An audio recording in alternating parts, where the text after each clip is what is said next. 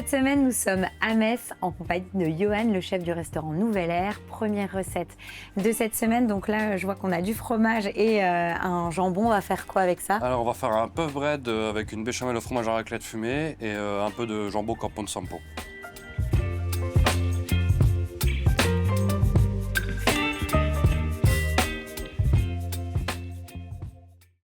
Donc là, c'est sur une pâte à pain classique. Oui, Et en définitive, après cuisson, ça va ressembler à quoi? un espèce de petit coussin soufflé comme ça. D'accord, ok. Donc l'idée, c'est d'avoir le goût du pain, Voilà, mais avec un côté un peu léger puisqu'il est un peu soufflé. C'est ça qui le va être principe. croustillant, voilà. Ok. Donc là, tu étales ta pâte à pain. Ouais, bien régulier, bien fin. Ok. Et Et ensuite, tu vas l'emporte-piécer On va à la l'emporte-piécer dimension voulu. de ton petit Voilà. amuse-bouche. Donc là, effectivement, hein, on est sur des petites bouchées type apéro. Hop, Voilà, ça devrait suffire. tac. Voilà. Et ensuite, tu les mets donc tout simplement sur un style-pâte ou Voilà. on met sur un papier cuisson quand on va les enfourner. On va enfourner ça à 240 au four. Pendant combien de temps? Bon, ça 2-3 minutes. Ok. Tant Donc que ça c'est souffle. assez rapide, quoi. Ouais. Donc là, c'est parti. Et qu'est-ce qu'on fait pendant ce temps? On va préparer notre béchamel au fromage. Ça marche. Donc là, on va commencer notre béchamel. Ouais, Donc béchamel classique. exactement. Donc, du Je vais beurre. déjà faire fondre le beurre. Oui. Donc ensuite, on ajoute la farine. Oui. Hop. On cuit un petit peu la farine pour cuire le gluten, pour activer le gluten, que ça épaississe bien. D'accord. Il est bien mousseux. Ouais, on peut y aller avec le lait Ouais. Donc et là, le fouet. hop. Voilà, toujours bien là. Le petit Progressivement. choc. Non, on peut y aller, on peut y aller. Ok. Tac. Et là, l'idée, c'est de bien fouetter pour éviter les grumeaux. Et puis forcément, ça va s'épaissir un peu. Et après, on rajoutera notre fromage à raclette. Mais en gros, faut pas que ça accroche au fond et on doit, un, retirer les grumeaux s'il y en a, et deux, épaissir, quoi. Ouais, puis là, pas beaucoup de quantité donc. En attendant, on va rajouter un peu de sel déjà, D'accord. Donc, tu assaisonnes à ce moment-là. un peu de noix de muscade. Voilà, on voit que ça a déjà pas trop mal épaissi. C'est ça. Là, on est pas mal. Et là, on va rajouter, c'est un fromage à raclette fumé. D'accord. Donc en 30% de matière grasse au lait cru. Ok. Donc voilà, un fromage en tout cas qui a beaucoup de goût Oui, et qui a la petite touche et note fumée. ils se sont déjà. Et donc, sachant que tu as volontairement gardé la croûte. Ouais, il y a beaucoup de goût dans la croûte du... Donc autant, Moi, personnellement, j'aime la croûte du fromage à raclette. tout à fait. Donc autant la laisser dedans. Donc on veut que ça fonde et que ça soit bien lisse. Oui, Et après, tu vas le mettre en poche. exactement, pour farcir mes puff bread. Alors, on va mettre ça sur le côté, on va laisser un peu tempérer. D'accord. Et puis on le mettra dans la poche après. Exactement. Ça marche. Donc là, c'est bon. On va On sortir les du sort. four. Donc là, on le voit, hein, ils ont gonflé. Et ils ont pris une belle petite coloration. Et donc, Voilà, on va les parfait. garnir. Exactement. Et après, on peut dresser et goûter. Donc là, tu fais un petit trou pour pouvoir insérer la béchamel. Oui, Et donc là, c'est parti. Tu garnis. Donc, c'est tiède. Hein. oui, L'idéal, c'est de le faire comme ça dans la foulée pour que, à la dégustation, on soit sur quelque chose qui soit tiède. Et on les garnit au dernier moment pour garder ce côté croustillant. Sinon, voilà, faut pas Exactement. le faire trop tôt, sinon ça va imbiber, quoi. Et là, on va dresser dans la foulée. donc on va poser ça sur notre petite assiette. Et on va venir déposer une petite chiffonnade de jambon Campo de Sampo en plus de 30 mois. Donc ça, c'est un jambon... Un jambon en 50% race ibérique en fait. D'accord. Donc voilà, l'idée, c'est d'associer un fromage fumé avec un bon jambon ibérique, quoi. Top. Bon, bah, on va goûter. On y va, on goûte. C'est parti. Hop. C'est une belle bouchée. Hein. C'est excellent. On est vraiment dans la gourmandise pure et dure. Tout ça, en fait, quand je suis en train de la manger, ça me fait penser à la montagne. Tu as le côté fumé, fromage, ibérique, etc.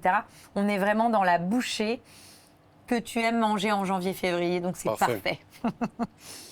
On fait quoi ensuite? Là, ensuite, on va faire une entrée autour du céleri, du canard et de la framboise. Alors, donc là, on va réaliser le bavarois céleri. Ouais. Donc là, tu as de la purée de céleri, Une en purée gros. de céleri, C'est ça. cuit dans le lait, bien égoutté, mixé. D'accord. Ensuite, tu as... Je rajoute ma gélatine. D'accord. On demande un tout petit peu de crème. Ok, donc crème gélatine, on mélange bien. Et 400 g de crème donc, que tu as monté, assez serré. Ouais. Donc là, pour ton bavarois, tu peux me donner tes quantités. Donc purée de céleri. Il y a 200 g de purée de céleri que j'ai cuit dans le lait et après mixé. Oui. On aura 2 feuilles de gélatine et 400 g de crème montée. Ça marche. Et Là, donc là, on a mélange monté... bien, j'incorpore bien. Ouais. On a quelque chose qui est très, pour le coup, aérien. Super, magnifique. On a une belle bavaroise. On va assaisonner ça avec un peu de sel, un peu de poivre, et puis on va les mouler. Ça marche. Donc ensuite, tu les mets dans ta poche pour pouvoir les mouler plus facilement. Ouais, on va faire des petits boudins qu'après je détaillerai pour dresser ça joliment. Ça marche.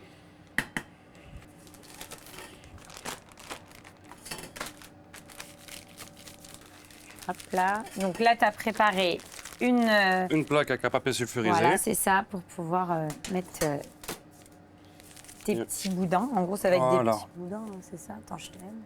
Et je vais venir façonner des grands boudins qu'après je détaillerai. Ok. Sachant, est-ce que ça, on peut le préparer d'avance? Oui, ça se garde un jour ou deux au frigo. Ok. Il va falloir qu'ils prennent encore, que la gélatine prenne à l'intérieur. Donc c'est même mieux, on le fait la veille pour le lendemain, comme ça c'est nickel. Ouais. Et on va mettre ça à prendre au frigo pendant une petite heure ou deux, mais j'en avais préparé d'avance quand même. Et on utilisera celle que tu as préparée d'avance. Oui. Ça marche. On n'aura pas le temps que ça prenne. Donc on associe le céleri avec du canard. Ouais, exactement. Alors, donc là, c'est un magret de canard. Magret de canard. Alors toi, tu l'as cuit comment d'abord? Rôti et cuit basse température. Ok. Moi, j'ai pas de basse température à la maison pour faire cette recette-là. En gros, on le rôtit une dizaine de minutes au four, après on le laisse un peu reposer une dizaine de minutes. Ça marche. Donc on va le remettre un peu au four. Ouais, ça se mange tiède de toute façon. Voilà, c'est ça. L'objectif, c'est le servir tiède. Donc à la maison, on le fait. On peut le faire en direct. On le fait rôtir, fin de cuisson au four. On le laisse après tirer et on le dresse. Donc là, nous, on le remet un petit peu au four pour justement qu'il soit tiède. Le temps pour nous de préparer peut-être les petits. Donc là, c'est des petits dés de céleri que j'ai confit sous vide dans de l'huile basse température avec des aromates. Ok. Et après, je vais assaisonner ça avec le reste de ma recette, avec la vinaigrette à base de vinaigre de framboise. Donc huile, moutarde, vinaigre. D'accord. Une dose de vinaigre de 3 doses d'huile. Donc traditionnelle. Classique. Classique, un peu de moutarde quand même pour voilà. Et tu as rajouté quoi en quantité pour la framboise? Juste du vinaigre de framboise. Ah oui, juste du vinaigre de framboise. Je travaille uniquement le vinaigre de framboise dessus. D'accord. Et donc là, tu finalement enrobes tes petits dés de céleri avec cette fameuse vinaigrette-là. Voilà. Après, on couvrira un peu notre magret avec. Et... Moi, à la maison, j'ai pas ce système justement poche sous vide, etc. On peut cuire dans l'eau, au four, dans l'huile. Ouais. Ok. Là, je les ai fait confits comme ça pour apporter un peu plus de gourmandise, un peu ça marche. en bouche. On va récupérer notre bavaroise, on récupère nos magrets, puis on peut dresser, on va goûter. Je vais commencer par déposer mes bavaroises. Oui.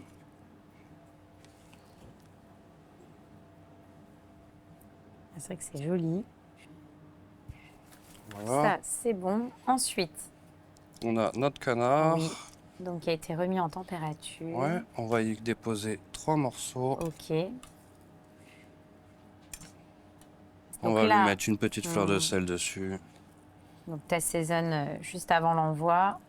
Voilà, ensuite, on a nos fameux petits dés de céleri qui ont été parfumés avec notre vinaigre et notre vinaigrette de framboise. On va venir... T'en remets un petit peu de ta vinaigrette de framboise. Arroser tout ça avec un peu de vinaigrette. Là, on a quelques chips de céleri. Ok, donc que tu as tout simplement passé en friteuse. Exactement. Donc on a finalement un céleri en 3 versions, quoi. Oui, 3 textures différentes. Top. Je vais venir avec quelques petits pickles d'oignons pour apporter encore un peu d'acidité et un peu de couleur. Et un tout petit peu de cébette pour finir cette assiette. De la cébette qui est ciselée. Top. Et voilà. Eh ben on va goûter. Bon bah c'est parti, chef, on goûte. C'est parti. Bon, moi je vais essayer de prendre un petit peu de tout, hein. C'est le but. C'est vraiment top. En fait, c'est une recette que j'aime beaucoup parce que souvent le canard, on l'utilise, dans la majorité des cas, plutôt en plat. Oui. Un peu moins en entrée. Et je trouve que donc la bavaroise de céleri apporte vraiment de la gourmandise. De la légèreté, de la gourmandise. Ouais, c'est vraiment très très bon. Avec la framboise. Ouais, avec la petite framboise. On est vraiment, je trouve, dans une recette très originale et pourtant c'est très simple avec des produits, tu vois, qui sont hyper accessibles et qu'on a en ce moment, quoi. Donc vraiment l'association de saveurs, j'aime beaucoup et la façon dont on a travaillé le canard comme ça en entrée, je trouve ça top. Bravo. Parfait. On fait quoi ensuite, chef? Alors ensuite, on va travailler une noix de Saint-Jacques avec une fondue de poireaux, une sauce Neuilly Prat et avec un peu de pomme. Donc là, on commence, Yoann, par notre compote de pommes. Ouais. Hein, donc on réalise une compote, tout ce qu'il y a de plus classique au classique. Exactement. Et la compote, du coup, elle va se retrouver où dans ta recette? On va en avoir dans la sauce. D'accord. Et en compote à part comme ça dans une petite pipette pour apporter un peu de douceur. On les met tout simplement. Les débarrasser dans une casserole. Dans une casserole, ouais. Que je vais mettre sur le feu. Oui, avec un peu d'eau. Oui. Tout simplement. Pas de sucre, parce que je veux avoir le goût de la pomme assez... Oui, tu veux le vrai goût de la pomme. La pomme, brute, quoi. C'est pas un dessert, on reste sur un plat, donc il ne faut pas que ça soit trop sucré. Donc là, on va laisser compoter tranquillement. On va couvrir un peu. Ok, et d'ailleurs, on va faire quoi ensuite? Ensuite, on va s'attaquer au poireau et à la fondue de poireau. Donc là, j'ai mon poireau, je vais récupérer mon blanc uniquement pour cette recette. D'accord. Je vais enlever ça, voilà. Je vais l'ouvrir en deux, puis en quatre, et l'émincer tout simplement. Ok. Et après, on va faire revenir ça dans une casserole avec du beurre. Ça marche. Fondue de poireau. La fondue de poireau, on peut aussi la préparer avant. Tout à fait. Finalement, la seule chose qu'on fera au dernier moment, c'est la cuisson de la Saint-Jacques. Oui. Un petit morceau de beurre. Là, on fait fondre le beurre. Ouais, beurre et puis un petit peu d'huile. Un peu d'huile pour pas que ça brûle. Et ensuite, donc, tu mets tes poireaux émincés. Mettre les poireaux émincés, puis les cuire comme ça, délicatement, directement dans mon beurre. Un peu de sel pour faire dégorger l'eau du poireau, comme pour les oignons. Donc là, tu me disais fondu de poireau, donc on a quand même quelque chose qui sera bien cuit. Oui. Donc là, on va mixer nos pommes, sachant qu'on a réservé notre compotée de poireaux de côté, parce qu'elle était cuite. Et donc là, on va mixer la pomme pour finaliser notre compote.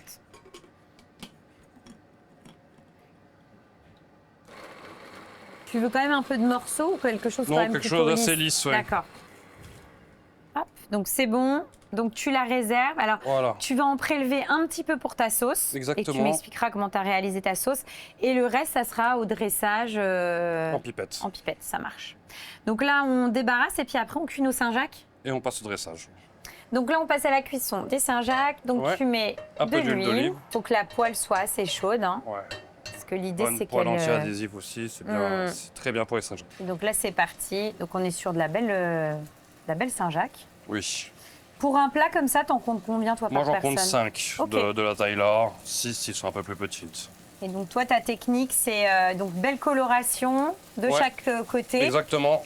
Et après, je laisse reposer 2 minutes avant le dressage. Ça marche. Tu vas accompagner les Saint-Jacques avec une sauce. Oui. C'est quel type de sauce? Alors, ça sera une sauce Neuilly Prat, sauce crémée Neuilly Prat. D'accord. En fait, je fais revenir mes échalotes, mes oignons, l'ail. Je déglace ça avec le Neuilly Prat. D'accord. Donc, il y a un vermouth à base d'herbe. Oui. Je fais réduire, je crème, un peu de fumée de poisson. Et à la fin, je mixe le tout. Et à la fin, je finis avec un peu de compote de pomme. Ça marche. Là, on a une vraie Saint-Jacques. Bravo. Dès qu'on a une belle coloration, là, on les retourne. Voilà. Pareil de l'autre côté, on les débarrasse sur un petit papier. Ça marche. Et donc, toi, la Saint-Jacques, tu l'as travaillée à quel moment de l'année? Pendant les fêtes, souvent, parce que c'est là que... Oui, en gros, entre novembre et jusqu'à février. Janvier, février, ok. Après, comme je change souvent la carte aussi, ça, voilà. Peut être en entrée, elle peut être en plat. Ok. Donc là, hop, on les débarrasse sur un petit papier absorbant. Donc là, c'est bon. On a tout. Donc là, c'est parti. Hop. Donc là, tu mets... Une petite purée de pommes de terre que j'avais préparée à l'avance. En amont. Donc elle est toute lisse. Je vais venir creuser l'intérieur pour y déposer mon poireau. D'accord. On a notre petite fondue de poireau. On va y déposer une belle cuillère au milieu. On va venir avec notre sauce après. Donc c'est ta fameuse... sauce Neuilly Prat, compote de pommes. Voilà. Là, je viens jouer avec un peu... Ça, c'est une huile de crevettes maison. D'accord. Donc c'est tout simplement les carcasses de crevettes les carcasses de crevettes que je fais infuser dans l'huile et tout. une huile de poireau. Oui. Pour rappeler le poireau. Une petite carotte. Que tu as cuit tout simplement. Oui, dans un peu d'eau et réchauffé voilà.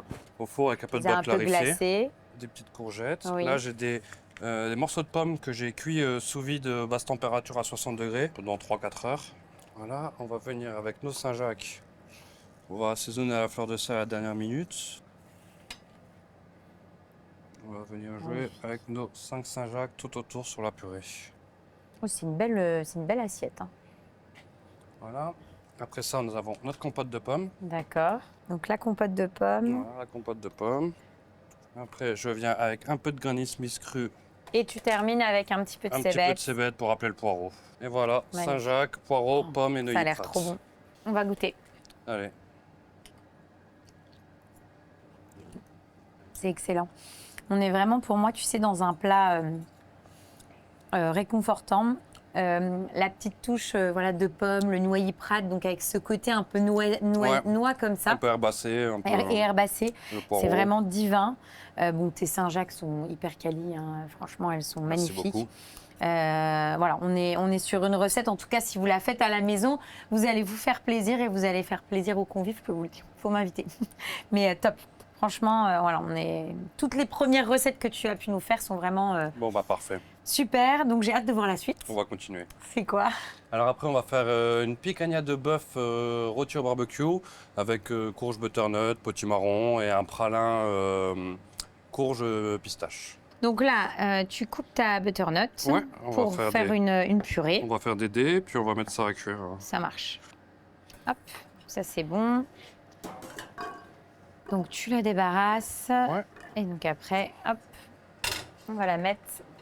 Un fond d'eau, Ouais, un fond d'eau.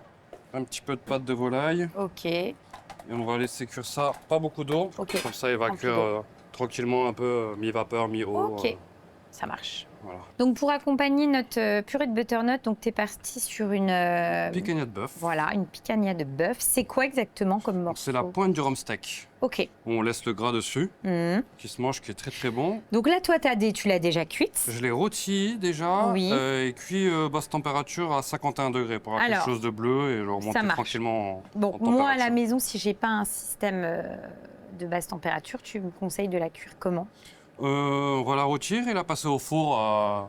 D'accord. Donc chez moi à la maison, je la rôtis. Voilà. Et si je décide d'avoir ce goût un petit peu barbecue et que j'ai un barbecue comme toi, après je On va la la finir au barbecue. termine voilà. au barbecue. Ça Et marche. sinon au four, là on voit qu'on a déjà une belle cuisson. Elle est déjà bien jolie et on a une belle, Et belle donc, couche de gras. Si je la fais rôtir et ensuite cuire au four, au niveau de la température à cœur, Si on a une tu sonde conseilles quoi 50-51 degrés Ok. à cœur, ça sera un bon bleu.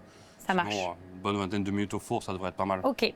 Donc ça c'est prêt, on la repassera au barbecue après. Pour finir, ouais, pour remonter en température. Et tu vas accompagner ça aussi. Et là, donc j'ai euh, préparé des petits quartiers de petit courge petit marron Oui.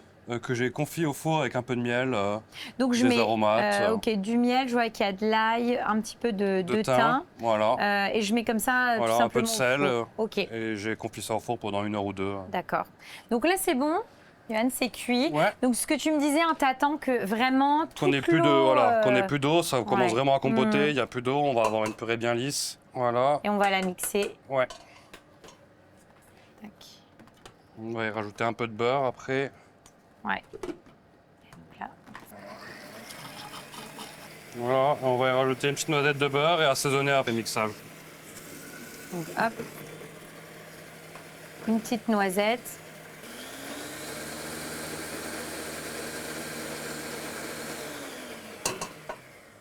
Donc là, on va débarrasser et réserver. Ouais. Tu vas assaisonner, hein. On Exactement. rectifie l'assaisonnement.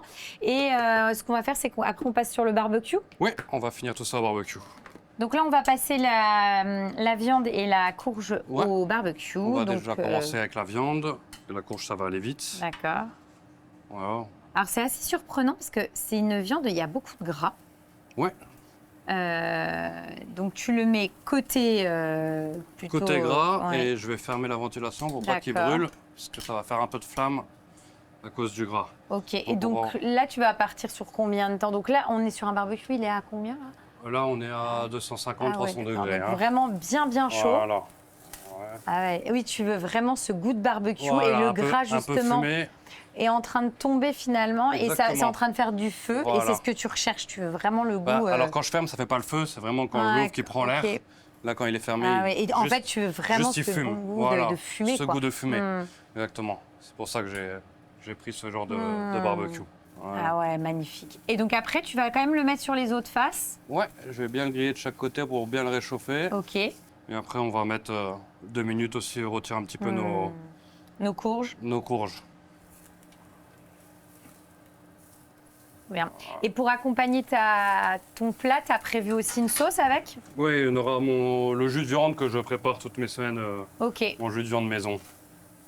Donc là, hop, on met les courges. Et On pareil. ferme toujours parce que là, il est très fort. Donc là, c'est bon, hein, on va faire l'autre côté Ouais, et le dernier, puis on va pouvoir dresser et goûter. Donc là, on va trancher la viande. Là, tu la tranches et puis après, l'idée, c'est quoi? C'est de la laisser reposer. ouais, je vais hein, laisser reposer qu'elle crache un peu son Hmm. sang et qu'elle ne soit pas. En tout cas, là, la cuisson, t'es content? Ouais, C'est parfaite. croûté comme ça sur le dessus, donc le gras est bien On a croûté. vraiment l'odeur du fumé. Mm. Et puis on a une belle cuisson. On Ouais. va laisser un peu reposer ça. Hop. Oui, puis finalement, c'est sympa, je trouve, d'avoir ce côté un peu barbecue en hiver. Ouais, Ça permet d'être un peu plus patient en attendant l'été, quoi. voilà. C'est parti pour le Ouais, dressage. on va commencer avec notre belle purée de courge butternut. Là, on a nos petits segments.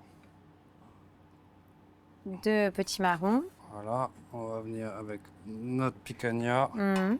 qui sent bien le fumé. Dessus, j'ai un petit jus de viande que j'ai préparé maison, un jus de veau au lier maison. J'ai préparé un pralin courge pistache D'accord. et Là, on quelques reste dans la graines, courge, quoi. quelques graines de courge caramélisées. Voilà, Eh ben, on va goûter. c'est parti. On a vraiment le bon goût du barbecue. C'est excellent. Je comprends quand tu me disais, là, on a le côté finalement barbecue, fumé, Ouais, grillé. c'est ça, C'est l'association des deux. avec le pralin et Et la je trouve compotée. que ça se marie très bien, tu sais, ce côté justement grillé, fumé avec la courge. Oui. C'est très très bon. La viande est vraiment excellente. Et c'est sympa d'avoir apporté ce côté finalement un peu sucré-salé sur Ouais. le pralin, parce qu'en plus la courge reste quelque chose avec des sucré. petites touches de noisettes, etc. Donc c'est hyper cohérent quoi. Hein, c'est top. Et ben encore une belle recette. On va faire le dessert. Ouais, donc on va partir sur un dessert oignon vanille. Ok. Voilà. Donc on va commencer avec le caramel. On va mettre un fond de sucre Oui. sans eau pour commencer un départ de caramel à sec. Le caramel qui va être la base finalement de notre préparation à l'oignon. Qui va être, Enfin, en tout cas, on va enrober les oignons, voilà, les compoter dans ce dans caramel-là. ce caramel pour avoir un caramel d'oignon. D'accord, Et après, on aura différentes préparations à base d'oignon. ça marche. Et comment tu as eu cette idée de te dire, tiens, je vais travailler l'oignon en dessert? C'est sur une erreur de mon frère qui a pris un lait d'oignon pour faire quelque chose à la vanille. Et en goûtant, il a dit l'oignon et la vanille, ça marche très bien. Ah ouais, ok. Et donc on a travaillé ensemble pour Pour sortir ce trouver dessert-là. ce quoi. dessert avec Ok. plusieurs textures d'oignons. Et... Bon, après, c'est plusieurs goûts. un peu dans la philosophie quand même de la maison de proposer toujours des desserts un peu atypiques. Ouais, voilà. En gros, à chaque fois, tu as 2 desserts classiques, enfin Voilà. classiques, et un autre un peu plus original. Un autre plus original et le café gourmet où on retrouve une réduction de tous nos Oh, desserts dedans pour ça faire marche. découvrir un peu aux gens. Donc là, je vais rajouter un petit peu d'oignon émincé dedans. D'accord. Pas trop non Pour plus. me donner une idée au niveau des quantités, là, tu sais à peu près, c'est surtout le prorata de caramel par rapport à la quantité d'oignons. Ouais, faut pas qu'il y ait trop de caramel, faut pas qu'il y ait trop d'oignon non plus parce qu'on reste quand même sur un dessert donc. Tu m'as pas aidé là. Arrête. Ah ouais, mais parce que je sais pas du tout. C'est vrai? Non, ça c'est des trucs qu'on fait au feeling. Ouais. Bah, en gros, tu penses que tu as quoi? Je dirais un tiers de. Ouais, de temps pour cara- temps, sucre, oignon, Ah on va ouais, dire. ok. Ouais. Alors, on laisse un peu cuire nos oignons dans le caramel. On va y rajouter une noisette de beurre. Noisette, hein? Petite noisette toujours. On est sur une recette vraiment temps Un pour peu de temps. sel. Voilà, un peu de sel. On va laisser fondre notre beurre, on va rajouter notre crème et puis on va faire réduire jusqu'à la consistance et mixer. Ok. On va crémer tout ça. Donc là, tu crèmes et après, l'idée, c'est de laisser compoter. Laisser Une- réduire quoi, que la une crème. vingtaine de ouais, minutes, une petite au moins, demi-heure Ok. qu'on ait un peu de texture, que la crème est épaissie et qu'on a un peu de texture et après on va mixer. On va mixer. T'en as préparé d'avance et on utilisera Oui. celle-ci. Donc ça, on laisse tranquille. Ouais. Ensuite, on fait On va quoi? passer notre crème chantilly mascarpone. Ça marche. Et puis après, il y a d'autres préparations à base d'oignons, mais que j'ai dû préparer en amont parce que bah, ça a été un peu de travail, un peu de temps. Ok. voilà. Donc là, on fait notre crème mascarpone. Oui, donc crème 35%. 35%. Voilà. Voilà. Un Ensuite, peu de crème. On va mettre une demi-gousse de vanille parce Oui. qu'ils sont énormes. Ouais. Vanille Donc, de la Réunion. dans la philosophie, de toute façon, on est dans une recette où justement, on veut matcher l'oignon avec ce goût de vanille, quoi. Et la noisette. D'accord. J'ai cherché aussi un peu de Ok. noisette. Un pralin Donc noisette noisette, maison. oignon, vanille. Voilà, C'est les marqueurs de ce dessert. tout à fait. On va commencer à monter notre crème. Ok. Et on rajoutera notre mascarpone à la fin pour bien la serrer. Ok. Et un tout petit peu de sucre. Ça marche. Donc là, c'est parti. Donc là, tu ajoutes un peu de sucre. Un peu de sucre, oui. Au niveau des quantités, là, tu vas mettre combien de quantité de crème pour combien de mascarpone? Je mets à peu près la moitié de mascarpone par rapport à côté de crème à peu Ok. près. Quelque chose de bien gras en bouche quand même. Donc là, c'est bon. Hein, on a une chantilly qui commence à être pas On mal. va rajouter un petit peu de mascarpone. Ok. Environ 250 grammes vu qu'on a 500 grammes de crème là. Mm. Et on va bien serrer notre chantilly. Ça marche. On va être pas mal là. Donc là, c'est bon. Voilà, elle tient bien. La Parfait. texture elle est Et bien puis on- vanillée. C'est ce que j'allais dire. On voit tous les petits grains de Voilà. vanille. Parfait. Tu vas la mettre en poche. Oui. Et après, on peut dresser. Et après on va passer au dressage. Donc on y va. On dresse. Ouais. On va commencer. Donc là, tu commences avec une toute petite Oui, touche. juste pour caler mon biscuit, qui est une feuillantine chocolat blanc beurre pralin. D'accord. Glace vanille. Tout simplement. On reste de toute façon dans les marqueurs. Oignon, vanille, noisette. Une belle. Donc là, une boule de glace au centre. Oui. On va venir recouvrir de notre caramel d'oignon. Oui. Donc la fameuse compotée d'oignons caramel que tu as mixée et ensuite mis dans ta petite pipette. Voilà, Magnifique. bien texturé. On recouvre bien, faut pas hésiter que ce sente l'oignon. Oui, tu veux vraiment qu'on retrouve le Ah, goût il de faut l'oignon, qu'on quoi. retrouve l'oignon, oui. On Pour le annonce coup, si un tu dessert l'annonces, comme ça, il faut ouais, que ça le c'est ça. sente. Mm. Et après, on va venir recouvrir tout autour. D'accord. Ah oui, donc en fait, l'idée c'est d'avoir un dessert un petit peu caché, quoi. C'est ça? Oh, bah, on va redresser par au-dessus encore. Ok.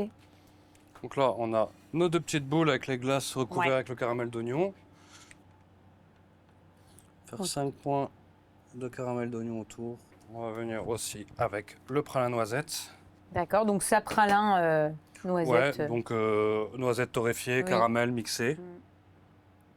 Donc tu remets au-dessus. Je recouvre avec un peu de pralin. Je viens mettre les petites noisettes Donc pareil, des noisettes que tu as torréfiées. Hein. torréfiées pour faire le rappel. Un peu de cacao. D'accord. Et après, on va venir jouer avec nos autres préparations. Donc là, c'est un oignon frit sucré. Donc je coupe l'oignon, je le fais dégorger dans le sucre. D'accord. Je le presse, je le roule dans un peu de farine et après, je le ferai à 160 degrés. Jusqu'à coloration. Ok. Et là, nous avons donc, c'est dans l'esprit d'un gingembre confit, mais à base d'oignon. D'accord. Donc un oignon caramélisé confit séché. Super. Eh ben on va goûter. C'est parti, on y va. C'est On parti. casse. Ouais, on va bien chercher la glace, un peu de biscuit, le caramel. Une belle bouchée avec de l'oignon. On essaye de prendre un petit peu de tout.